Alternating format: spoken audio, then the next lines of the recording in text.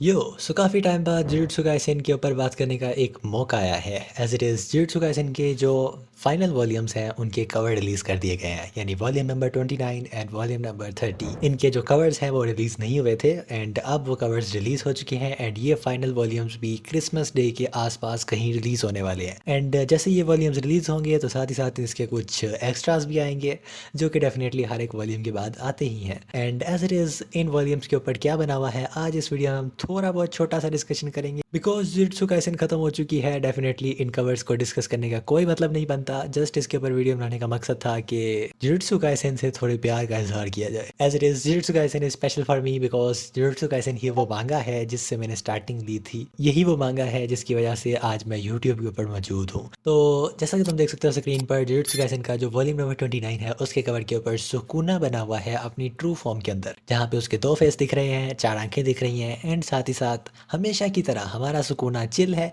और अपनी ज़ुबान दिखा रहा है। एज इट इज़ अगर तुम नोटिस करो तो पिछले कुछ कवर्स जहाँ पर भी सुकूना बना हुआ था उन कवर्स में भी सुकूना अपनी ज़ुबान बाहर निकाल रहा था। तो इससे पता चलता है कि सुकूना को अपनी ज़ुबान दिखाना कितना पसंद है। I don't know why. मेरे को याद आया कि जुजुत्सु काइसेन की जो ओपनिंग थी वेयर आवर ब्लू इज, उसके अंदर भी एक सीन था जहाँ पे गोजो अपनी जुबान दिखा रहा था। तो क्या हम इसे एक फोरशैडोइंग समझे गोजो के कमबैक की? मजाक था। सो एज इट इज़ हम देख सकते हैं कि जो जुजुत्सु काइसेन का वॉल्यूम नंबर 30 है उसके अंदर यूजी बना हुआ है। एंड मज़े की बात बताऊँ, यूजी देखो क्या कर रहा है यहाँ पे। वो लिटरली अपनी डोमेन की हैंड साइन के साथ बिल्कुल उसी पोज में नीचे देख रहा है जैसे उसने फाइनल चैप्टर में, मतलब फाइनल जहाँ पे उसने सुकुना को ख़त्म किया था उस चैप्टर में सुकुना को देखा था। एंड इसी पोज में यूजी ने माहितो को भी देखा था जब उसने माहितो को बनाया था। एज इट इज़ हमारा जो यूजी है उसका ये स्टाइल है कि वो जब भी किसी को डिफीट करता है तो उसे इस तरह से ज़रूर देखता है। तो एज इट इज़ फाइनल जो वॉल्यूम है जुजुत्सु काइसेन का वॉल्यूम नंबर 30, उसके ऊपर यूजी बना हुआ है बिल्कुल इसी तरह से। एंड यहाँ पे उसने अपना अननेम्ड डोमेन का हैंड साइन बना रखा है।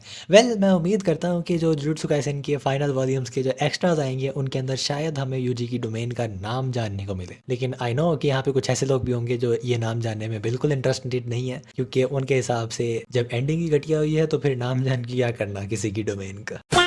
एंडिंग जैसी भी हुई हो, as it is in covers के अंदर एक चीज़ जो नोटिस करने की है वो ये कि अगर तुम देखो तो यूजी के जो पीछे है बैकग्राउंड, उसके अंदर एक मूर्ति बनी हुई है। एंड ये मूर्ति एग्जैक्ट वही मूर्ति है जो बनी हुई थी उस चैप्टर में, जिस चैप्टर में यूजी ने अपनी डोमेन कास्ट की थी। आई डोंट नो कि वो कौन सा चैप्टर था, मुझे अब भूल गया है। एंड उसके अंदर यही मूर्ति थी एंड ये मूर्ति सिंबलाइज करती है एक्चुअल में बोधिसत्व को। जो भी वो कहानी थी, अगर तुम वो कहानी जानने में इंटरेस्टेड हो तो तुम देख सकते हो मेरी ये वाली वीडियो।